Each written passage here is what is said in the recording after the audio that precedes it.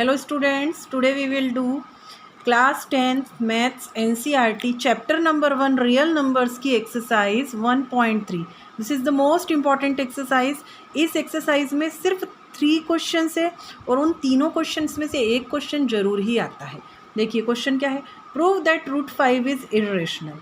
ठीक है, तो इसके पहले हम एक चीज़ देख लेते हैं कि एक रेशनल नंबर क्या होता है. रेशनल नंबर की वैसे तो आपने काफ़ी डेफिनेशंस देखी है कि वो टर्मिनेटिंग रिपीटिंग होता है, टर्मिनेटिंग डेसिमल एक्सपेंशन होता है, ठीक है, और वो एक परफेक्ट स्क्वायर होता है. और साथ में एक चीज़ और ध्यान रखना, रेशनल नंबर है मतलब उसका न्यूमरेटर और डिनोमिनेटर दोनों को प्राइम होते हैं. को प्राइम क्या होता है, दो नंबर को प्राइम तब कहलाते हैं जब उनका कोई भी कॉमन फैक्टर नहीं होता. जैसे हमने एग्जांपल लिया 3/2. 3/2 एक रेशनल नंबर है. 3 और 2 इनका कोई कॉमन फैक्टर है क्या? नहीं. 1 होता है सबका फैक्टर, बट इसके अलावा कोई कॉमन फैक्टर है? नहीं. तो उनको क्या बोलते हैं, उन दो नंबर्स को हम बोलते हैं को प्राइम. तो रेशनल नंबर क्या होता है, जिसको आप को प्राइम के, जिसका न्यूमरेटर और डिनोमिनेटर को प्राइम होता है, उसको हम रेशनल नंबर बोलते हैं. ठीक है, यहाँ के लिए हमने ये चीज़ देखी. तो तुमने स्टार्ट किया, prove that root 5 is irrational. अब इरेशनल है, यहाँ पर आप ध्यान रखिए इन तीनों क्वेश्चन में, इस एक्सरसाइज में आपको ये ध्यान रखना है कि इरेशनल दिया है तो उसका अपोजिट लेके चलते हैं हम. थोड़ा अजम्पशन बेस्ड एक्सरसाइज है, थोड़ा सा गलत सोच के चलेंगे, यानी कि हम क्वेश्चन की कॉन्ट्रडिक्टरी लेके चलेंगे और लास्ट में प्रूफ कर देंगे कि वो गलत, हमने जो सोचा था ना वो गलत है, मैं जो सोच रही थी वो गलत है. चलो हमने स्टार्ट किया. उनने क्या बोला कि आपको प्रूफ करना है कि इरेशनल है. तो उनने अगर इरेशनल बोला है तो हम क्या लेके चलते हैं, let root 5 be a rational number.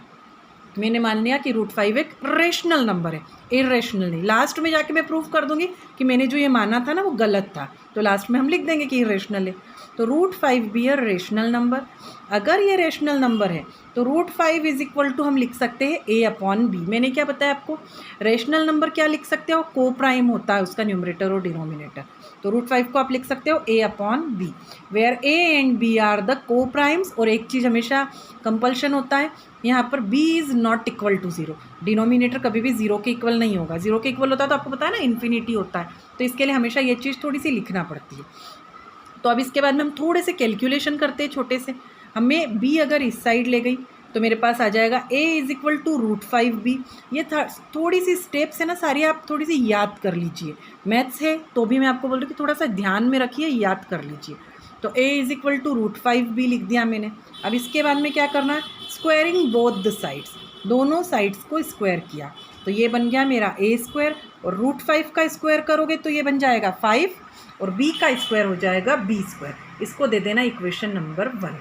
देखो अगर a square is equal to 5b square लिखा है तो इसका मतलब आप क्या लिख सकते हो कि 5 अगर इसके अपॉन में गया तो आप लिख सकते हो a square is divisible by 5, और अगर स्क्वायर डिविजिबल बाय 5 है तो a खुद भी डिविजिबल होगा 5 से.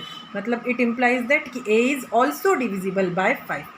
अगर कोई नंबर 5 से डिविजिबल है इसका मतलब है कि 5 उसका फैक्टर है.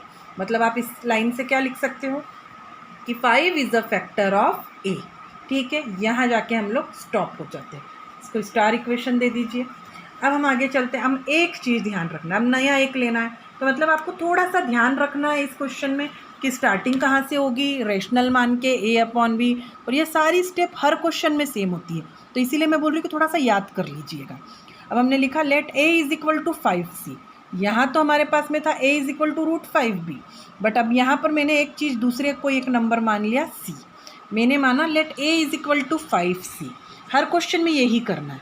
अब स्क्वायरिंग बोथ द साइड्स अगर आपने किया तो ये हो गया a स्क्वायर, ये हो गया 25 और ये हो गया c स्क्वायर. ठीक है, अब आप a स्क्वायर की वैल्यू, आपने इक्वेशन नंबर 1 में a स्क्वायर की वैल्यू है हमारे पास में 5b स्क्वायर, तो a स्क्वायर की जगह यहाँ पर आप रख दोगे 5b स्क्वायर. 5 1 ज़ा 5, 5 5 ज़ा 25. मतलब मेरे को क्या मिल जाएगा, a square is equal to 5c square. देखो सेम इक्वेशन आ गई है. मेरे को इक्वेशन नंबर 1 मेरी क्या थी, a square is equal to 5b square, but यहाँ आ जाएगा b square is equal to 5c square. अब यहाँ से भी हम वही 3 लाइन लिखेंगे जो पहले लिखी थी. इसका मतलब क्या है, इट इम्प्लाइज दैट कि b square is divisible by 5, और अगर b स्क्वायर 5 से डिविजिबल है तो b भी 5 से डिविजिबल होगा। तो इट ऑल्सो इम्प्लाइज दैट कि b is also divisible by 5। या फिर एक चीज़ और ध्यान में आ गई कि इसका मतलब इससे एक लाइन और लिखी जा सकती है कि 5 is a factor of b। ठीक है, अब हमारे पास में दो चीज़ें आ गई। देखो, वो थी हमारी स्टार, उसको आप स्टार 1 दे दीजिए। यहाँ पर है हमारे पास में star 1।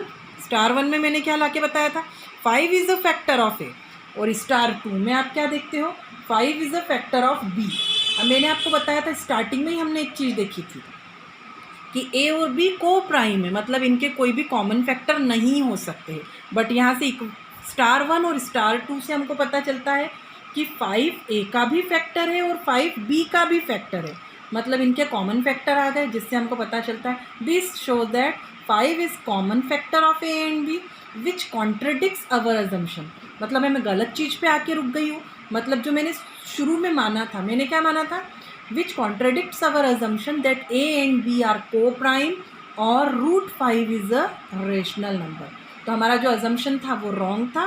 So our assumption is wrong, √5 is a irrational number. ठीक है, अब इस पे बेस्ड कई क्वेश्चन बन सकते हैं। देखिए, ये आपके लिए होमवर्क कुछ मैंने रेडी किए हैं।